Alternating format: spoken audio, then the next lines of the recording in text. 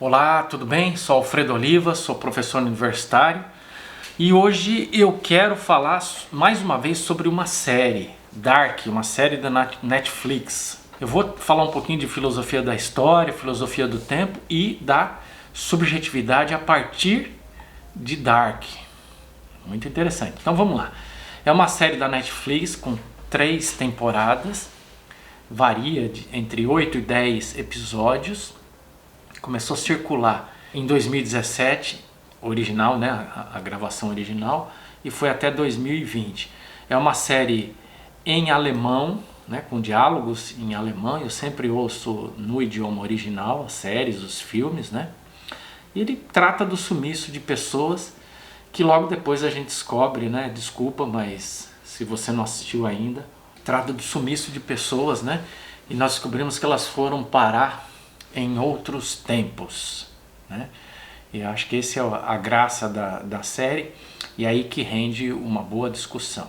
Então vamos começar falando da relatividade do tempo. Claro, isso tem a ver com Einstein, né, que é o mestre da teoria da relatividade, e a série começa com uma citação do Einstein mostrando que a questão do tempo vai estar no centro dessa série, né? E basicamente a citação do Einstein diz que passado, presente e futuro são distintos apenas de maneira teórica, formal, né? Ou seja, o tempo é uma ilusão, o tempo é relativo, e me parece que é a partir dessa ideia que toda a série é construída. Então, se a distinção de temporalidade é apenas uma ilusão, o que resta é a simultaneidade entre passado, presente e futuro, né? E é literalmente isso que acontece na série. Essa é a graça da série, é ao mesmo tempo aquilo que torna enfadonha. Porque a gente está acostumado a histórias, né, a narrativas lineares, né? Você tem uma história e ela vai evoluindo, os acontecimentos vão evoluindo em direção ao desfecho. Essa série não. Você está no presente, de repente ele corta, te manda para o passado, de repente corta, te manda para o futuro, e você começa a ficar muito confuso. São muitos personagens, e isso porque os personagens às vezes têm versões de si, 2, 3, 4 versões de si em outros tempos, e aí você não consegue controlar, ter noção de toda a trama. Então isso precisa ser... você precisa compreender. A estratégia que eu utilizei para lidar com essa dificuldade foi acessar um artigo na internet, e nesse artigo eu tinha uma descrição de todos os personagens. Tinha a descrição do presente, né, que a série está ambientada no ano de 2019, mas depois então ele vai avançando a partir de ciclos de 33 anos, né? Então 33 para trás, vai para a década de 80, depois mais 33 para trás, mais 33 para trás, ou 33 para frente, e a coisa fica muito complexa, e aí você não identifica mais os personagens, você não sabe mais qual é a trama. Então um guiazinho como esse, que você encontra facilmente na internet, aí pode te ajudar bastante. Claro que o que torna possível essa série é a exploração da ideia de que é possível, a história conta que eles encontraram uma forma de viajar entre os diferentes tempos. E aí parece que está a graça da série. Bom, vamos lá, vamos discutir um pouco então isso. Uma filosofia da história, né? Nietzsche e Foucault. É interessante porque eles fazem algumas citações de autores, né? E um dos autores que é citado mais de uma vez é o filósofo alemão Friedrich Nietzsche. Então já disse que tem citação do Einstein, agora tem mais de uma citação do Nietzsche, né? Há uma citação também do Schopenhauer. Por que o Nietzsche é citado, né? Acho que pela mesma razão que o Foucault. Me parece que a filosofia do Nietzsche embasa bastante a arquitetura dessa série também, né? Não só o Einstein.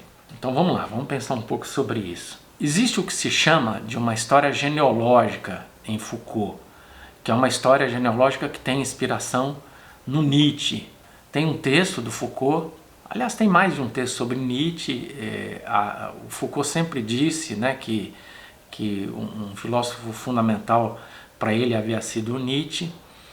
E a gente sabe, por exemplo, que tem um livro do Nietzsche chamado Genealogia da Moral, né? Onde o Nietzsche explora a ideia de que os nossos preceitos morais não estão baseados nem na religião, nem na ciência, tampouco na filosofia, ou seja, eles não têm um fundamento, né, metafísico, seja metafísica laica ou uma metafísica religiosa. E por isso, então, ele mostra como os preceitos morais são historicamente construídos, né? Quer dizer, aquilo que não tem essência só pode ser histórico. E aquilo que é histórico é sempre construído. E aquilo que é construído pode ser desconstruído, pode ser substituído, a gente pode colocar outra coisa no lugar. Essa ideia do Nietzsche é uma ideia bastante explorada pelo Foucault nos seus trabalhos, nas suas reflexões filosóficas. Então, por exemplo, o Foucault faz uma genealogia da anormalidade, né? Então ele vai dizer, olha, a ideia de que existem pessoas normais e pessoas anormais é uma criação histórica, né? A anormalidade não é um fenômeno natural. As pessoas anormais precisam ser consideradas anormais por alguém e passaram a ser consideradas anormais a partir de um determinado momento da história. Então, fundamentalmente, uma história genealógica em Foucault funciona dessa forma. Você pega um ponto no presente, um problema, né? Por exemplo, Foucault está incomodado com a patologização ou com a ideia de enquadrar pessoas em duas categorias, as normais e as anormais. Então, é um problema no presente. A partir desse problema no presente, ele começa a fazer digressões em relação ao passado. Então ele diz, tá bom, então vamos até o momento, ele faz uma primeira digressão e vai para o século XIX e diz, olha, quando a psiquiatria estava se constituindo entre fim do século XVIII e início do XIX, é que começou a se produzir a categoria de anormal. Então aqui há um momento em que a anormalidade não existia e passou a existir. E aí então ele vai para outros momentos, por exemplo, vai para o século XV, XVI e trabalha ali no momento em que a anormalidade não existia. Então o que existia? Quais eram as categorias existentes? Então ele vai falar do monstro a ser corrigido, vai falar de outras figuras ancestrais do anormal. Então a história genealógica basicamente é isso. Você começa com um problema na atualidade e vai fazendo viagens, vamos assim dizer, ao passado de forma aleatória, né? Você vai para o século XIX, você vai para o século XVI, você vai para o mundo antigo e fundamentalmente o objetivo da história genealógica é mostrar que aquilo que existe no presente foi construído em algum momento da história e que houve um momento em que isso foi construído e inclusive houve um momento anterior em que isso sequer existia. Portanto, se isso não existe, não tem porquê a gente seguir essa ideia de que o mundo está dividido entre pessoas normais e anormais, ou pessoas doentes e pessoas saudáveis. Isso torna a narrativa, em alguns trabalhos do Foucault, muito semelhantes a essa série, né? Se você pegar, por exemplo, o livro Vigiar e Punir, onde ele vai falar de estratégias distintas de poder, né? Vigiar, que é uma estratégia da sociedade de vigilância, sociedade disciplinar, e punir, que é uma estratégia das sociedades de poder soberania, você tem então viagens, né? Literalmente o Foucault ele vai para pontos do passado de forma aleatória, simplesmente para mostrar que o que existe no presente não existia no passado, né? Então, se você quer aprender o que é uma história genealógica em Foucault, assista essa série e você vai ver como é que isso funciona no âmbito do entretenimento. Você tem uma narrativa em que as pessoas partem do presente e de repente elas vão viajando em direção ao passado de forma aleatória. Às vezes estão na década de 80, às vezes estão na década de 20, às vezes na década de 50 e vão para cá e vão tentar ver o que existia antes de existir o que existe, como é que as coisas se constituíram na atualidade. Uma segunda ideia que a gente pode explorar nessa série é a ideia de que os sujeitos são fragmentados, né? Essa é uma ideia que está em Freud, né? Psicanalista Freud, né? O pai da psicanálise, Freud, né? Isso porque na série, quando a gente vê o sujeito viajando para o passado, então vamos lá, ele está em 2019, ele vai para a década de 80, ele pode não só conhecer seus ancestrais naquele momento, mas como ele muitas vezes dialoga consigo mesmo, com uma versão de si da década de 80. Por exemplo, eu adoraria poder fazer isso.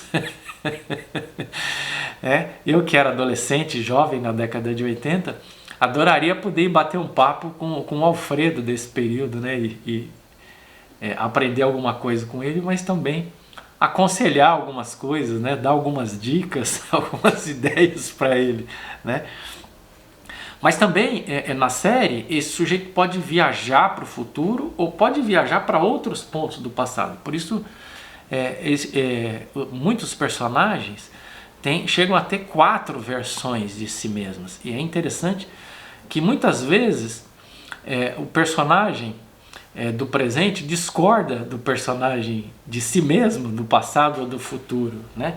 Mostrando esse estado de fragmentariedade do sujeito. Se a gente lembrar, por exemplo, o Nietzsche diria, né, que o eu, essa ideia de que nós estamos integrados, que todas as nossas partes elas estão harmonizadas, ele diz isso é apenas uma ilusão. A verdade é que todos nós estamos fragmentados, mesmo quando a gente está falando apenas do presente, nós estamos fragmentados. É claro que a maior parte das pessoas desenvolve uma concepção de eu, né? Um ego, vamos dizer assim, um ego se estrutura de forma razoável, um eu se estrutura de forma razoável, e esse eu então mantém essa ilusão de unidade que é fundamental, né? Para a gente aprender a lidar consigo mesmo. Mas é importante que a gente tenha a ideia da multiplicidade que cada um de nós é, né? Somos multiplicidades de estados, né?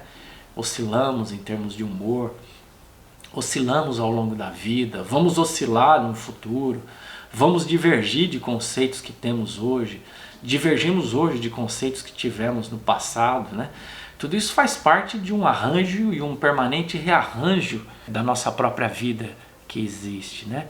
E claro, negar essa multiplicidade me parece que não é saudável, assim como também não ter um elemento que agrega essa multiplicidade, que no caso a psicanálise chama de eu, né? É fundamental. Então a gente pode um pouco ter essa experiência de imaginar como é que seria, né? Um estado de fragmentação mais radical, né? A partir dessa possibilidade de viagens ao passado ou ao futuro que a série proporciona. Mas é interessante a gente saber que mesmo sem viajar para outros tempos, pelo menos do ponto de vista literal, a gente pode viajar imaginariamente, né? Por exemplo, a partir da terapia eu visito a criança que fui, visito o adolescente que fui, o jovem que fui, né? A partir da experiência da terapia eu penso, né, em meus projetos para o futuro. É possível, claro, ficar viajando nessas temporalidades apenas de maneira imaginária, né? Eu sei que é imaginário, mas de qualquer forma é muito interessante, né, a gente ter essa percepção da complexidade que é o nosso eu, a nossa subjetividade, né? Ter essa consciência é fundamental. Isso porque, de acordo com alguns filósofos, estamos viciados na filosofia do eu, né? Na filosofia do sujeito como algo organizado, como algo harmônico, como algo não dissidente, um sujeito como autossuficiente, independente, autônomo, né? E na verdade a subjetividade é uma coisa muito mais complexa. Ela implica em avanços, retrocessos, tensões consigo mesmo, né? Conflitos com papéis que já exercemos, conflitos com papéis que estamos exercendo na atualidade, né? Vamos lembrar que fundamentalmente todos nós somos neuróticos e de uma forma bastante simplista a neurose é um estado de dissociação, de conflito consigo mesmo, né? Uma parte querendo caminhar numa direção, outra parte querendo noutra, das fantasias que nós construímos a partir disso, né? Compreender o ser humano de forma mais complexa, dialética, é talvez fundamental, e a série ajuda bastante a gente a fazer isso, tá bom? Para terminar, eu diria o seguinte: é uma boa série para refletir filosoficamente. Eu acho que enquanto entretenimento é apenas razoável, porque essas viagens entre os tempos ficam enfadonhas e a narrativa não encontra um desfecho. Isso cansa, isso desanima a continuar acompanhando a série, né? Eu conheço pessoas que pararam e não assistiram mais porque se cansaram de ficar esperando um desfecho que não vinha, e a coisa fica muito repetitiva, né? Há um momento em que as pessoas ficam num looping e estão tentando romper esse ciclo de viagens e não conseguem encontrar uma maneira de fazer isso. A primeira temporada é bem legal, é a mais legal de todas porque tem um mistério. As pessoas começam a desaparecer, a gente não sabe por que elas desaparecem, estão sendo assassinadas, o que está acontecendo, né?